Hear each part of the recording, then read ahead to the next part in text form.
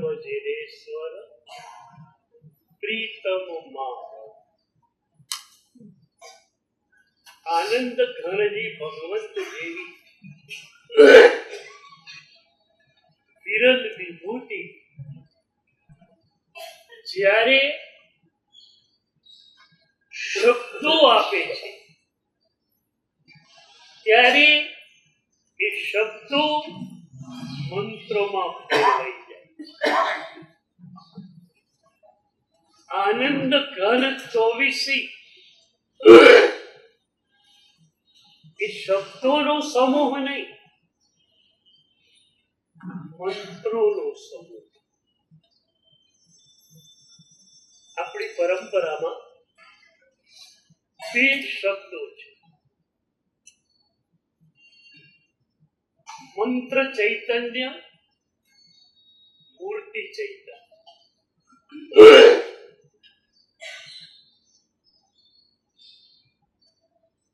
મંત્ર આખરે શબ્દ જ છે, પણ એમાં ચૈતન્યને લાવનાર સદગુરુ તત્વ છે. એ જ રીતે મૂર્તિની અંદર ચૈતન્યને લાવનાર સદગુરુ તત્વ છે. જયપુર થી લાવો ત્યાં સુધી મૂર્તિ, જે ક્ષણે સદગુરુએ પ્રાણ પ્રતિષ્ઠા કરી એ ભગવાન બની. જે બ્રહ્માંડ વ્યાપી પરમ ચૈતન્ય છે એને સદગુરુ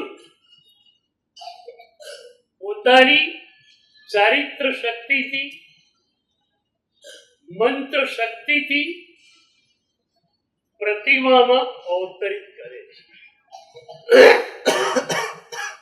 જે ક્ષણે બ્રહ્માંડ વ્યાપી પરમ ચૈતન્ય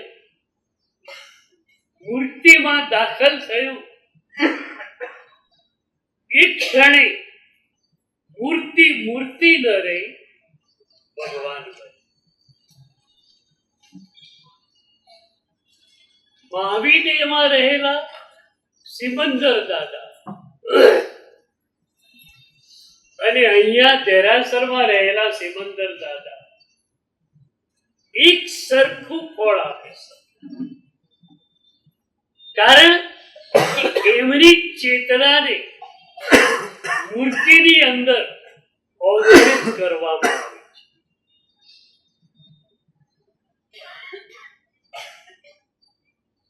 એક ફિલોસોફરે મૂર્તિ ચૈતન્યની વાત બહુ જ સરસ રીતે સમજાવી. આદિવાસી લોકોમાં અને બીજાઓમાં પણ એક વિદ્યા હોય છે. એ આદિવાસી લોકો કોઈના ઉપર ગુસ્સો આવ્યો એટલે સીધું એને ખતમ કરવાની વાત હોય, પણ સામેની વ્યક્તિ સમર્થ હોય, સીધી રીતે ખતમ થાય એવી ન હોય, ત્યારે એ લોકો એક પ્રયોગ કરે. માટીનું એક પૂતળું બનાવે.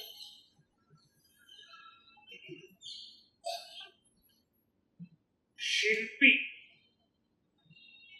કળાકાર પણ મૂર્તિમાં ફેશિયલ એક્સપ્રેશન લાવી શકતા નથી. સદગુરુની મૂર્તિ જ્યારે બનાવવી હોય છે ત્યારે ખ્યાલ આવે છે કે કુશળ શિલ્પીઓ પણ એકાદ બે રેખા મુખની ચૂકી જાય એટલે ફેશિયલ એક્સપ્રેશન બરોબર ન હોય. તો આ આદિવાસી લોકો ભીની માટી કરે અને એમાંથી માણસનું કૂતરું બને. ફેશિયલ એક્સપ્રેશન તો કોઈ આવવાનું છે નહીં, પણ એમાં એ લોકો કલ્પના કરે કે આ પેલો માણસ છે. અને એ પછી પૂતળા ઉપર જે કંઈ કરે એની અસર સામી વ્યક્તિને થાય. પૂતળાનું ગળું કાપી નાખે તો પેલી વ્યક્તિ ખતમ થઈ જાય. એનો હાથ તોડે તો એક્સિડન્ટમાં પેલાનો હાથ ક્યાંક છૂટી જાય. તો માત્ર એક કલ્પના કરી કે આ ફલાણી વ્યક્તિની મૂર્તિ છે અને એ મૂર્તિ અને એ જીવંત વ્યક્તિ એ બે વચ્ચે અનુસંધાન રચાય. એ જ વાત એ છે, જ્યારે પ્રાણ પ્રતિષ્ઠા થઈ ત્યારે મૂર્તિ અને પરમાત્મા સાથે અનુસંધાન રચાય.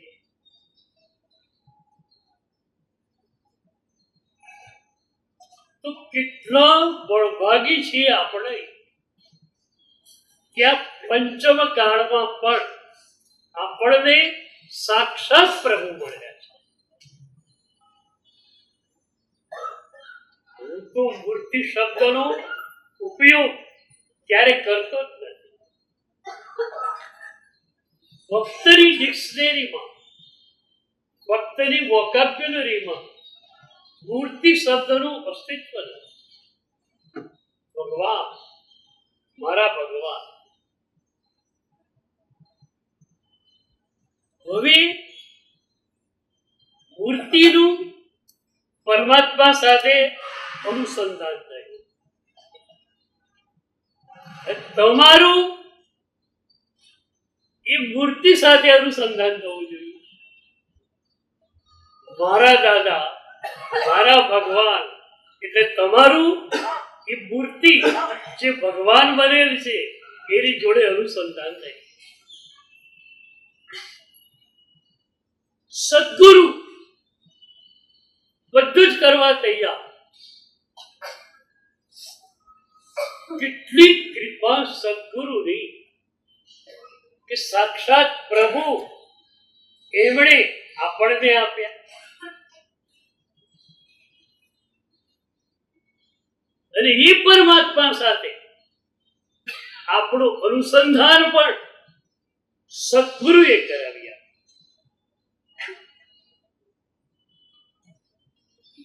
તો મૂર્તિ ચૈતન્યમાં સદગુરુ તત્વ પ્રધાન રૂપે છે. આવું જ મંત્ર ચૈતન્ય છે.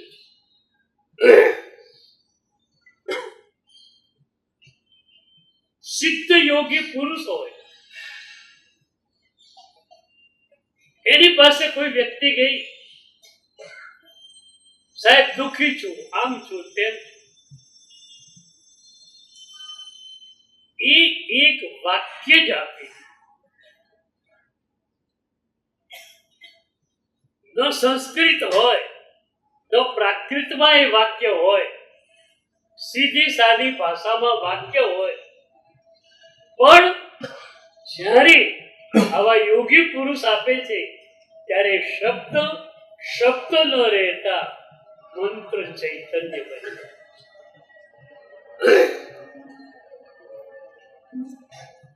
મુસગ્ગહરમ સ્તોત્ર અત્યંત પ્રભાવશાળી.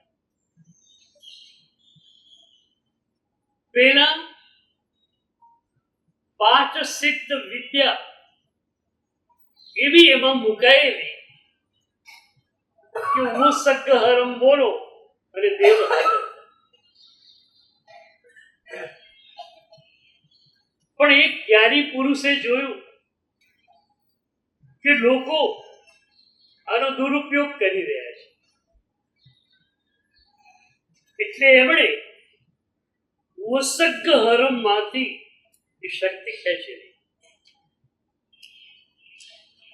વસકહરમ સ્તોત્ર તરીકે રહ્યું, શ્રેષ્ઠ સ્તોત્ર. પ્રભુ મને બોધિ આપો. તાદેવ દીક્ષ મોહિમ ભવે ભવે પાસ જીવ. પ્રભુ મારે બીજું કઈ ન જોઈએ, મને બોધિ, સમ્યક દર્શન, ચિર દર્શનની પ્રાપ્તિ આપી. તો સ્તોત્ર તરીકે વસગહરમ શ્રેષ્ઠ રહ્યું. પણ એમાં જે શક્તિ હતી એ શક્તિને ખેંચી લેવામાં. એટલે સદગુરુ મંત્ર ચૈતન્ય લાવી પણ શકે શબ્દોમાં, અને એ ચૈતન્યને ખેંચી પણ શકે.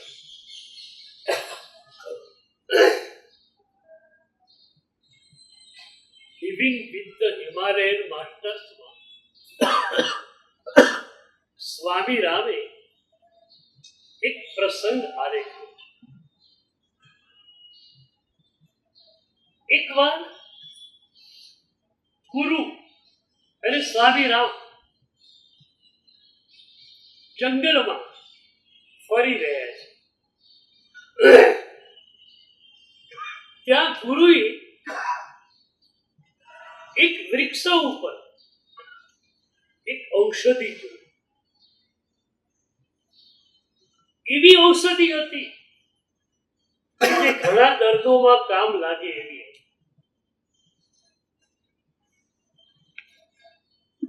50 વર્ષ 100 વર્ષ પહેલાનો યુગ હતો, જ્યારે માત્ર આપણી આજુબાજુ મળતી વનસ્પતિઓ દ્વારા જ દવાનું આખું તંત્ર ચાલતું, આખું મેડિકેશન ચાલતું.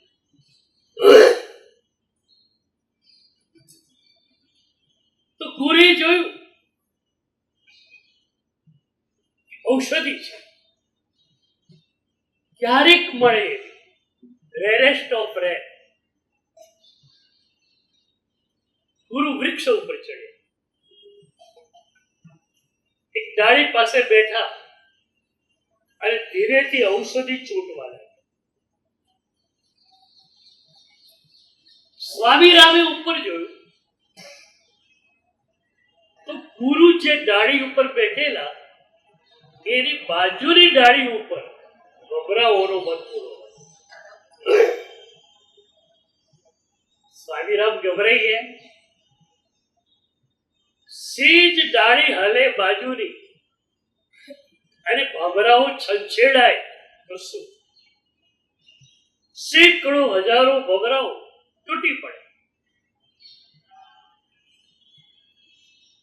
પણ નીચેથી કહેવું પડશે રીતે. સેજ અવાજ થાય અને ભમરાઓ જે છે એ જાગૃત થઈ જાય તો. પણ ગુરુ ઉપર રહ્યા શિષ્યના મનનો વિચાર જાણે. બે વાત હું ઘણી વાર કરતો હોઉં. તમારી સાધનાની કેફિયત તમારે સદગુરુને કહેવાની જરૂર નથી. તમારે ચહેરાને જોઈને તમારી સાધનાનું અત્યારનું સ્ટેન્ડ પોઈન્ટ ગુરુ નક્કી કરશે. અને તમે જો સમર્પિત થઈ ગયા તો આ જન્મના છેડા સુધીમાં તમને ક્યાં પહોંચાડી શકાય એ પણ અમારા ખ્યાલમાં હોય.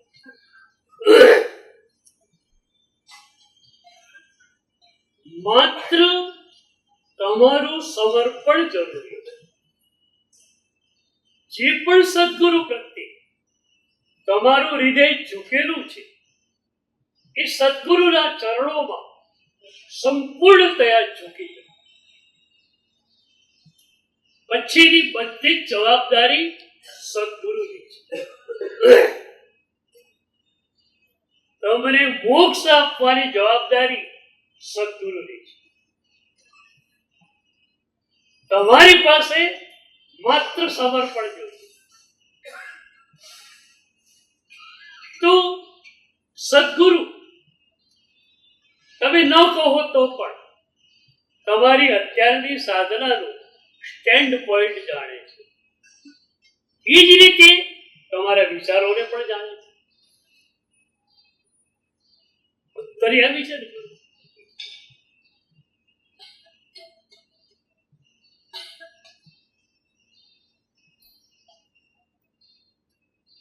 એવી એક વિરલ ઘટના સદગુરુ ચેતના રૂપે આપણી વચ્ચે આવેલી છે કે જેને કયા શબ્દોમાં વર્ણવવી એની મુશ્કેલી પડે. એક વિરલ ઘટના સદગુરુ ચેતના. એવા સદગુરુ જે પ્રભુના ચરણોમાં ઝૂકેલા. આજે કોઈએ દીક્ષા લીધી, એ નવદીક્ષિત મુનિનો હાથ પ્રભુને ટચ. કારણ જે ગીતાર્થ ગુરુ છે આપણા, એ ગીતાર્થ ગુરુ પ્રભુની આજ્ઞાને પૂર્ણતયા વફાદાર છે. એમનું પૂરું જીવન પ્રભુમય, પ્રભુ આજ્ઞામય છે. એમનો શિષ્ય જે છે, આચાર્ય પદે હોય યા પન્યાસ પદે હોય, એ ગીતાર્થ ગુરુને વફાદાર છે. અને એ ગુરુનું જ્યાં શિષ્ય બન્યો યુવાન દીક્ષિત કરી, એ પોતાના ગુરુને વફાદાર. એટલે વાયા વાયા એ નવદીક્ષિત મુનિનો હાથ પ્રભુને ટચ.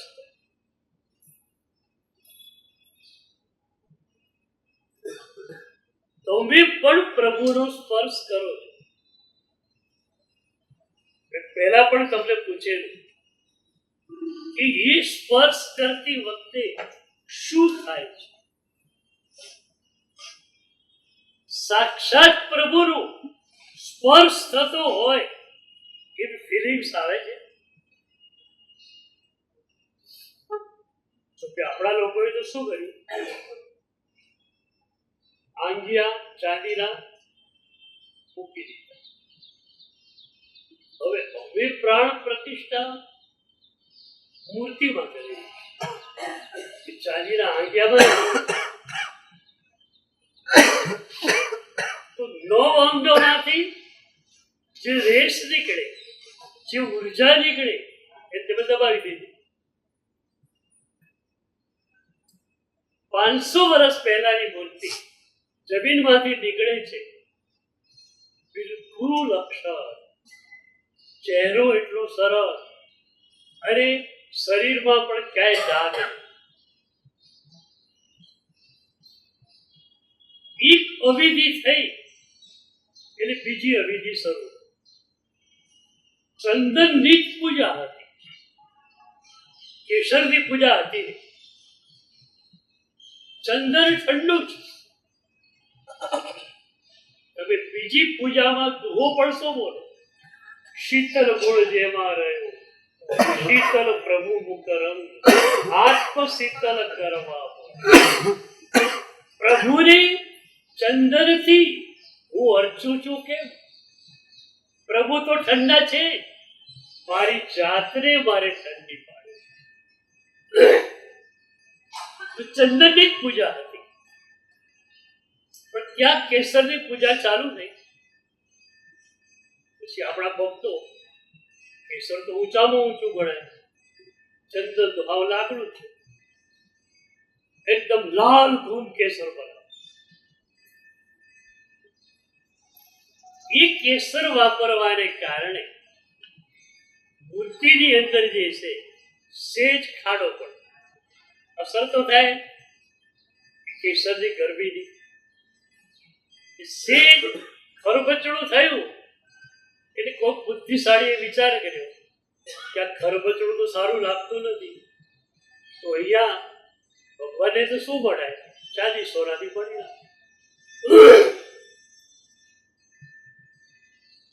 અહીંયા કણે તમે શું કરો છો? ઉઘડ તો ઠીક છે, પણ અહીંયા કંઠોમાં હાર હોય તો બરોબર છે, પણ અહીંયા આખું જાડું તમે લપેટી નાખો છો.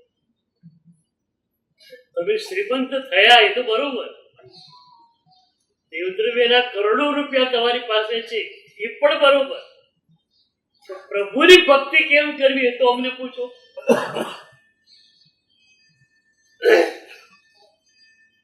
અંગી ક્યારેક કરવાનો વિચાર આવે તો પણ એકદમ પવિત્ર હોવી છે. ચાંદીનું ખોખું હોય યા સોનાનું હોય, અને એ પણ એ ભાવના ભાવવા માટે કે આ બધું હોવા છતાં પ્રભુ પરમ ઉદાસીન હતા. બાકી અંગી ચડાવીએ પછી પ્રભુનું એ રૂપ આપણને દેખાતું નથી કે જે રૂપ આપણને ઉદાસીન દશારી ધારામાં. ઘણી જગ્યાએ હું દર્શન કરવા જાઉં ત્યારે પ્રભુની આંગી જે છે કઢાવી કે ભાઈ મારે આંગી વગર ભગવાનનું દર્શન થાય. એટલે આંગી કરું તો પણ હલકા દ્રવ્યોથી નથી. વર્ગ સીધો ચોંટાડી નહોતો પ્રભુના અંગ ઉપર, એ વર્ગ નીકળતો નથી, એ ત્યાં ચોંટી જાય છે. કાળાંતરે પ્રભુની મૂર્તિને બહુ જ નુકસાન પહોંચે છે, અને એ વર્ગ સાચો આવે છે ખોટો એ પણ આપણને ખબર નથી. તો પ્રભુની ભક્તિ જરૂર કરો, પણ ભક્તિ વિવેકપૂર્ણ રીતે કરો. પહેલા પુષ્પ પૂજા કઈ રીતે થતી ખબર? આગળની સાંજે ફૂલોનો બગીચો હોય એમાં શુદ્ધ કપડું પાથરી, જે ફૂલ સવારે કુદરતી રીતે નીચે પડી જાય એ લઈ લે, કારણ કે શુદ્ધ વસ્ત્ર ઉપર પડેલું છે, અને એ ફૂલ પ્રભુને ચડે.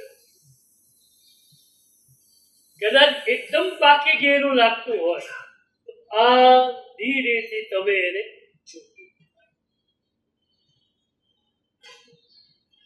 તો તમે પુષ્પ પૂજા તો કરો છો, શા માટે કરો છો? શેના માટે કરો છો? કુમારપાળ રાજાને 18 દેશ આપ્યા, તો મને પણ પ્રભુ કઈક આપશે.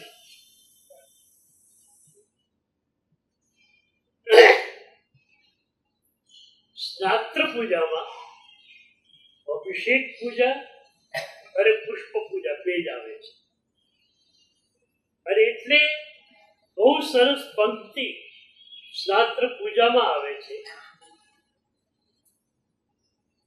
કે આત્મ નિર્મલ હોય સુકુમાર.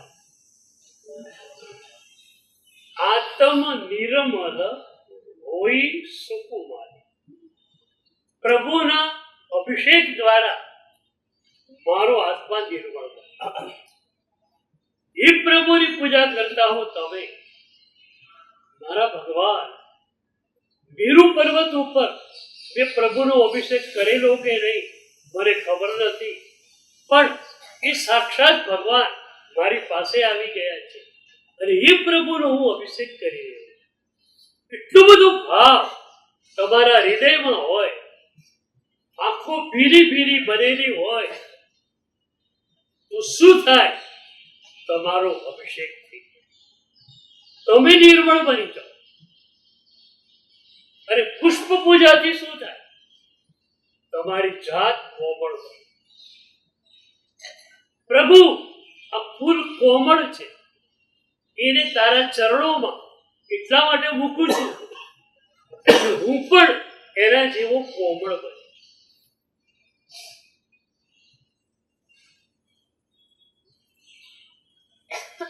તો આવી રીતે પૂજા થાય તો શું?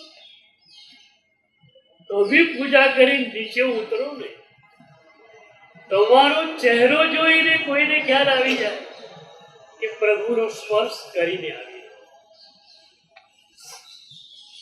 આખો ચહેરો બદલાઈ જાય.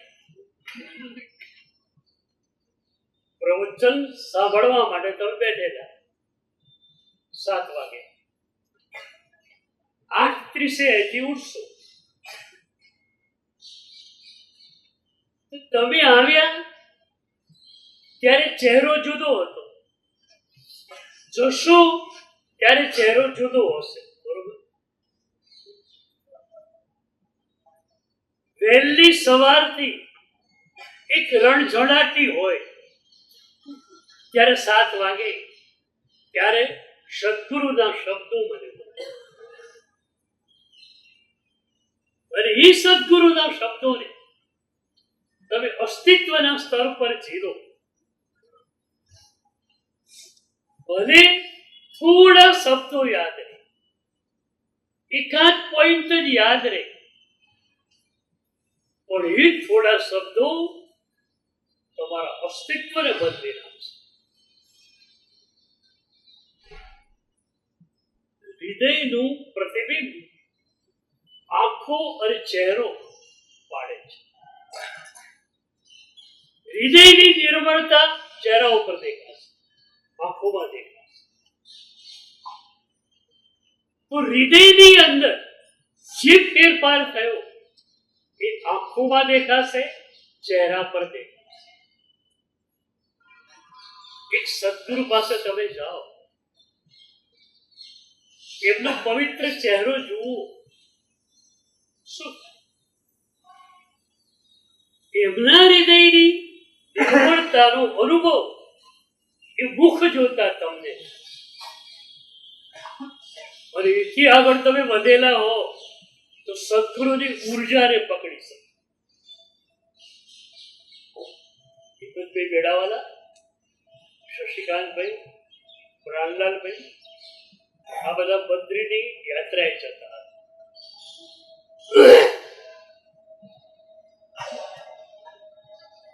વચ્ચે કહેવામાં આવ્યું કે રોડથી 50 મીટર દૂર એક ગુફા છે, અને એમાં એક સંત છે. તો બધા એ સંત પાસે જાય છે. હિંમતભાઈ બેડાવાલા ધીરે ધીરે ચાલી છે. તો પ્રાણલાલભાઈ, શશિકાંતભાઈ બધા ગયા, સંતના ચરણમાં ઝૂક્યા અને કહ્યું कि बाबा हमारे अग्रणी अभी आ रहे हैं, उनके आने के बाद आपकी अनुकूलता हो तो थोड़े शब्द की प्रसादी हमें देना. એવામાં હિંમતભાઈ આવે. એક ગુફામાં એન્ટર થયા, સંત ઉભા થઈ ગયા. સંત ઉભા થઈ ગયા, સામે આવ્યા. હિંમતભાઈનું નામ એમણે સાંભળ્યું નથી.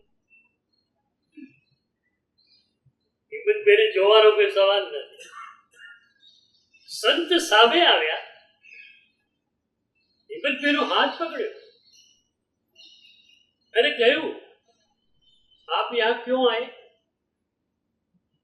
आप तो मुझसे भी बड़े संत हो.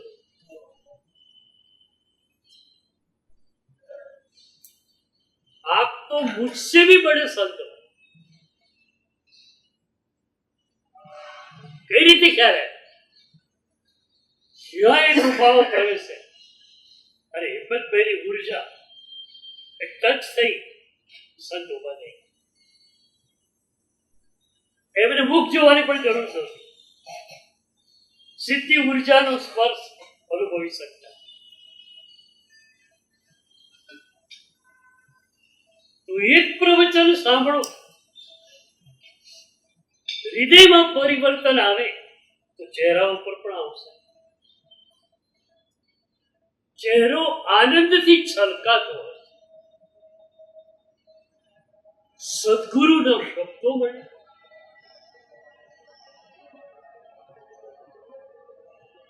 એક પ્રવચનકાર મહાત્માએ મને કહેલું કે ઉનાળામાં શિબિર હોય ત્યારે 3 કલાક સવા કલાક બોલી અને હું રૂમમાં જાઉં અને સંગીતકાર સંગીત બજાવે. એ વખતે મારો કપડો લિટરલી નીચો હોય એવો થઈ ગયો.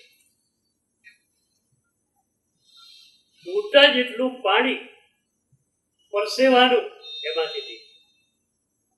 તું વિચાર કરો, આ મહાપુરુષો કઈ રીતે તમને શબ્દો આપી રહ્યા છે.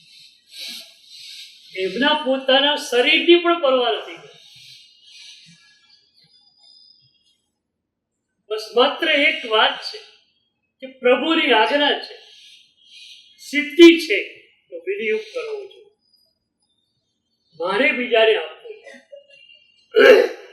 આ એક ભાવને કારણે શબ્દો તમારા સુધી આવે છે.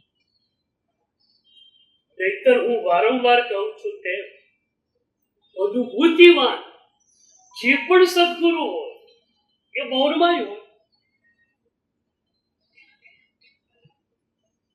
આજની હિન્દુ પરંપરામાં પણ તમે જુઓ, રામકૃષ્ણ પરમહંસ, રમણ મહર્ષિ, આનંદમયી માં, જેટલા પણ ઊંચા સંતો થયા, બોલવાનું બહુ ઓછું થઈ ગયું. એકાદ શબ્દ, એકાદ વાક્ય ક્યારેક કોકને આપી દે.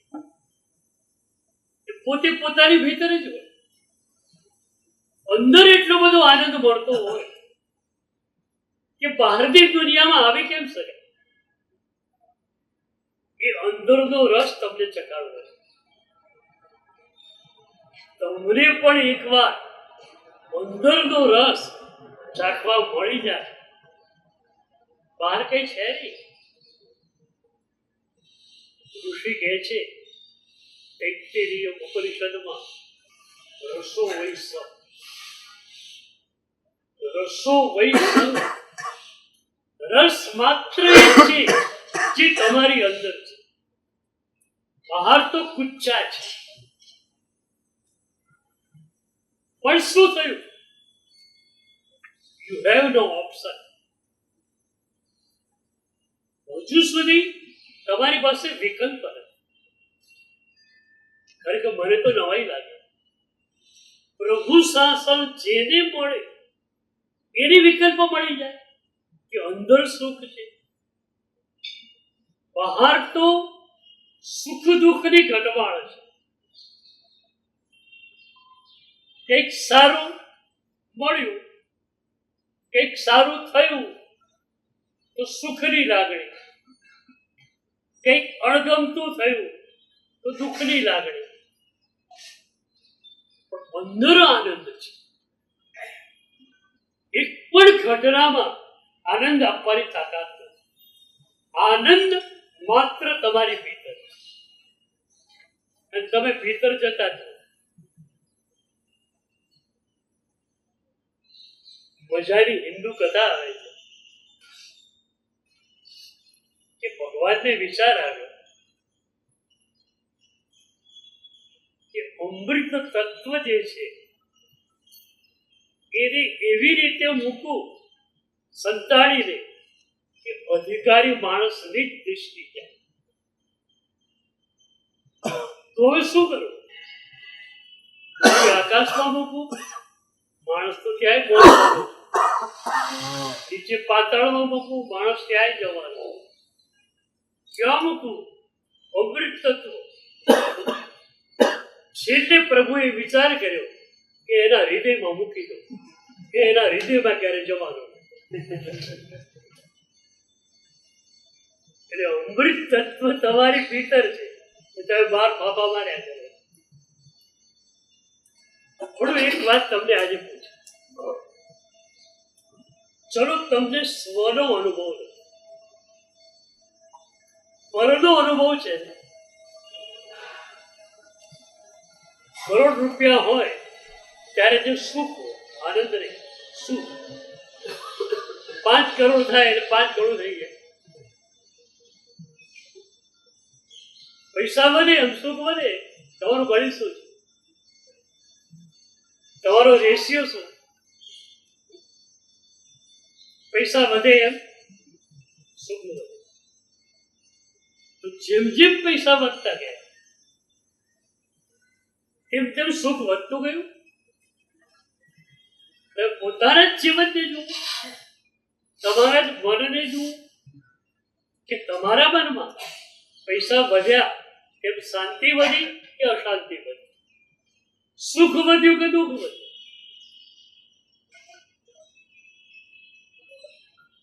આજે તો જેની પાસે ઘણા બધા થઈ ગયા છે એને ક્યાં મૂકવા એની ચિંતા છે. હવે એ જો ધર્મને પામેલો હોય તો સાધર્મિકોમાં અને ગરીબોમાં કરોડો રૂપિયા વેચી શકે. પણ હવે એ તો છૂટતા ન હોય પૈસા. એ તો તમારી પાસે શાસન છે એટલે છૂટી રહ્યા છે પૈસા.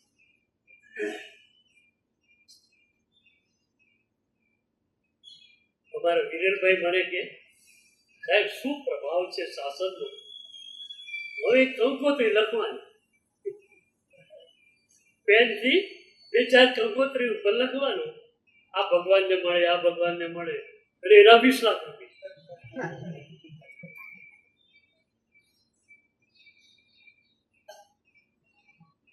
આ શાસન મળ્યું છે તો તમે છોડી શકો, પણ મારે તમને આગળ લઈ જવા.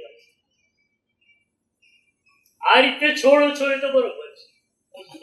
તમારા ઘરમાં સિદ્ધિ તપ હોય, તમને ભાવના થાય કે એ દીકરાએ દીકરીએ સિદ્ધિ તપ કર્યો તો એના માટે હું શું કરું, કંઈક હું કરું, એ ભાવ તો બરોબર છે. પણ એની સાથે સાથે નામ ન આવે એ રીતે મારે પૈસા ખર્ચ ક્યારેક પાલીતાણા સંકેશ્વર રૂટ ઉપર પહોંચી જાઓ વીકેન્ડ પર. કોઈ ગામમાં સાધર્મિક રહેલો હોય, મહાત્માઓની અવર જવર ખૂબ હોય, તમે સાધર્મિકની ભક્તિ કરો તો સાધર્મિકની ભક્તિ પણ થાય. અને જે સંતો આવી રહ્યા છે એની ભક્તિ એ સરસ કરશે એટલે વ્યા વચનો લાભ પણ તમને મળે.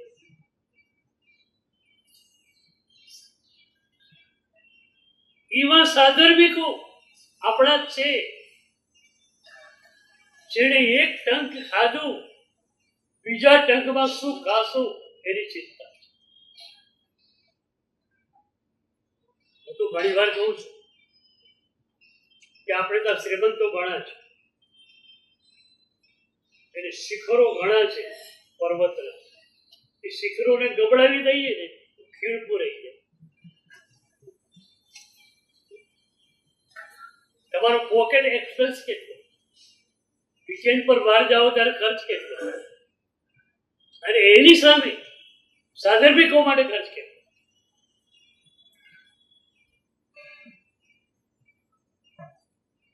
દાનની પરંપરા છે, બહુ સરસ છે અને ચાલુ જ રાખવાની છે.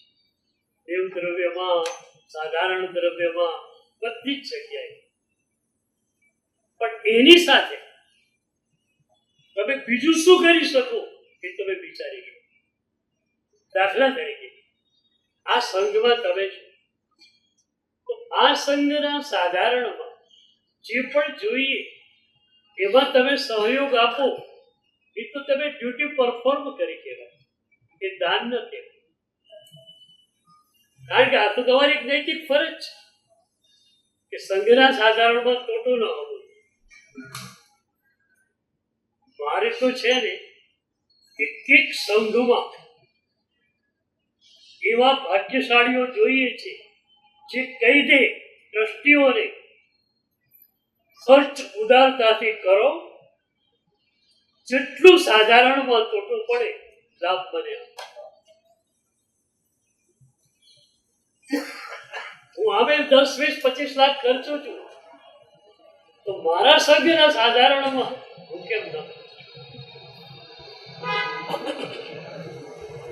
200 માણસો ભલે નાના સંઘમાં સાધના કરતા આવતા હોય, એ સંઘમાં સાધારણનો તોટો કેમ પડે? તમારી ડ્યુટી છે, તો ડ્યુટી પરફોર્મ તો કરવી જ છે. એની સાથે સાથે તમારી સંપત્તિ 1% પણ ગુપ્ત દાન માટે રાખો. ભાવપરી ચોમાસું કર્યું રાજસ્થાનમાં, બાબુભાઈ મારી રૂમમાં બેસતા સામાયિક, એમને સામાયિક નો નિયમ, બહાર જવાનું હોય તો પણ સામાયિક કરીને જ જવું. એકવાર મારી રૂમમાં સામાયિક કરવા બેઠેલા, મેં એમને પૂછ્યું, બાબુભાઈ જૈન સંઘમાં શ્રીમંતોનો કોઈ તોટો નથી, પણ આટલી ઝડપથી પૈસા ખર્ચનાર બહુ ઓછા દેખાય છે, તમે આટલી ઝડપથી પૈસા કેમ ખર્ચી શકો? કોઈ પણ પાંજરા પોળ 5 લાખ મારા દેરાસરમાં ટ્રસ્ટીઓને બોલાવીને પ્રેમથી પૈસા આપવા. ત્યારે એમણે મને કહ્યું કે સાહેબ, નક્કી કરેલું છે કે દેવદ્રવ્યમાં આટલા ટકા, સાધારણમાં આટલા ટકા, જીવદયામાં આટલા ટકા. મને ખબર છે હું કેટલું કમાઉં છું, એટલે વર્ષને અંતે હિસાબ થાય એની રાહ નથી જોતો. મને ખ્યાલ છે કે આટલા હું કમાવાનો છું, અને ટકા લેખે દેવદ્રવ્યમાં 2 કરોડ આવે છે, સાધારણમાં 1 કરોડ આવે છે, જીવદયામાં 1 કરોડ આવે છે, તો પહેલેથી વાપરી જ નાખું, કારણ કે મારા નથી.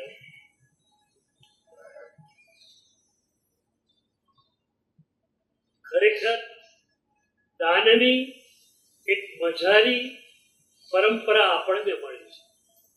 હરિભદ્ર સુરી મહારાજે એમના યોગ ગ્રંથમાં લખ્યું, ધર્મસ્ય આદિ પદમ દાનમ. ધર્મનું પહેલું પગથિયું દાન છે. દાન એટલે હૃદયની ઉદારતા. તમે હાથથી કેટલું આપો છો એ બહુ મહત્વનું નથી, તમારી શક્તિ પ્રમાણે. શક્તિને ગોપવો નહીં, પણ હૃદયની ઉદારતા. અને આ હૃદયની ઉદારતા આપણી પાસે જ મળશે, હિન્દુ પરંપરામાં પણ મળશે. જેની માથે સદગુરુ છે, જેની પાસે ધર્મની પરંપરા છે, એની જ આ મળશે. અમદાવાદમાં વરસાદ બહુ પડેલો, વરસાદ રહી ગયો પછી એક કાકા કોઈ કામ માટે બહાર નીકળ્યા. રોડ ઉપર અડધો ફૂટ પાણી છે, રોડ ઉપર ચાલે છે, એમાં વચ્ચે ગટરનું મેઇન હોલ આવે, મેઇન હોલ ખુલ્લું હતું. પાણી એવું ચાલતું હતું, અને વહેલું પાણી હોય વરસાદનું, એટલે મેઇન હોલ ખુલ્લું છે એ દેખાડું નહીં. કાકા પડ્યા હતા, હજી સુધી અંદર જતા રહ્યા. હવે એમની બેન બહાર આવે એવું હતું નહીં.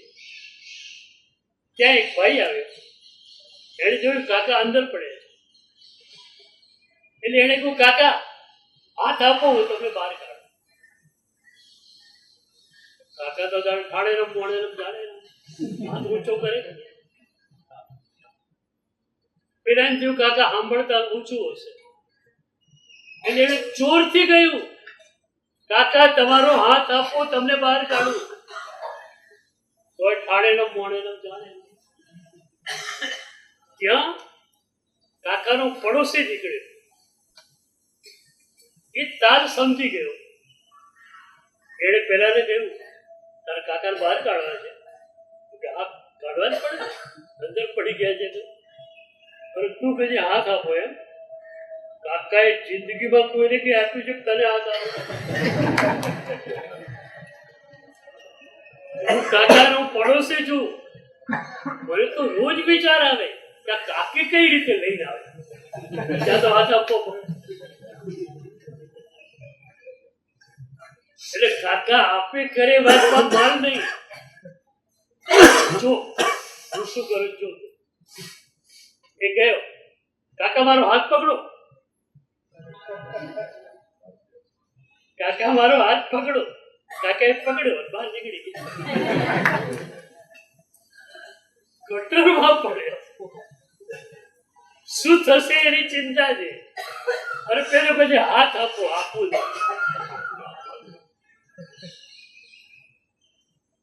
આપવાની વાત તમને મળી છે. જૈન સંઘો દર વર્ષે કરોડો નહીં અબજો રૂપિયાનું દાન કરે. મુંબઈમાં તો સાગરવી ક્ષેત્રે પણ બહુ સરસ પ્રવૃત્તિઓ ચાલી રહી છે. એટલે જે છે એ સરસ ચાલે છે. માત્ર તમે વધારામાં શું કરી શકો એ તમારે વિચારો. આજે આપણે જોતા હતા કે બે ચૈતન્યનો પ્રવાહ આપણી પાસે છે. મૂર્તિ ચૈતન્યનો અને મંત્ર ચૈતન્ય. સદગુરુના શબ્દો મંત્ર કઈ રીતે બને છે એની વાત સ્વામી રામે લખી. સ્વામી રામ નીચે છે, ગુરુ ઉપર ઝાડ ઉપર છે. સ્વામી રામના મનમાં ચિંતા છે કે બાજુની ડાળ સહેજ હલશે અને ભમરાઓ તૂટી પડશે. તો ગુરુ માટે તો પ્રેમ હોય જ. એ ભક્તિ શ્રી સંઘ પાસે કેવી ગુરુ ભક્તિ છે. અમદાવાદથી મુંબઈ બિહાર ગામોની એક ચેનલ છે. ગામોમાં ઘરો ન રહ્યા તો બિહાર ગામો બની ગયા. આજે એવા ઘણા ભાગ્યશાળીઓ છે જે કહે છે કે મારે બિહાર ધામ બનાવવું છે. સાહેબ, એપ્રોપ્રિએટ જગ્યા મને જ્યાં મને બધું લાભ મળશે.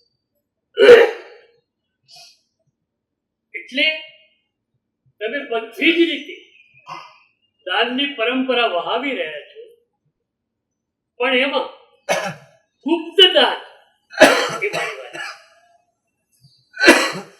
તમને પણ ખબર ન પડે એ રીતે દાન અપાવ. તમારા ઘરમાં પણ કોઈને ખબર ન પડે અને દાન જતું. એક બહુ જો મહત્વપૂર્ણ વ્યક્તિ માંદગીના બિચારી હતી. દીકરાઓ સક્ષમ, કરોડપતિ, અને પિતાની આજ્ઞા. પિતાને જેટલા વાપરવા એટલા વાપરે. પિતાને પુત્રોને પૂછવા જવાનું નહીં. માંદગીના બિચારે પડ્યા પિતા. ત્યારે એમ તો કદાચ હું બહાર આવીશ કે નહીં આવીશ. તેમણે દીકરાઓને બોલાવીને કહ્યું કે દર મહિને આટલા સાગરવિકોને આટલી રકમ આપણે પહોંચાડી. તમને હજુ સુધી ખ્યાલ નથી. આજે તમને ખ્યાલ આપું છું. હું હોઈશ ત્યાં સુધી હું સંભાળીશ. હું ન હોઉં ત્યારે પણ આ ચાલુ રહેવું છે.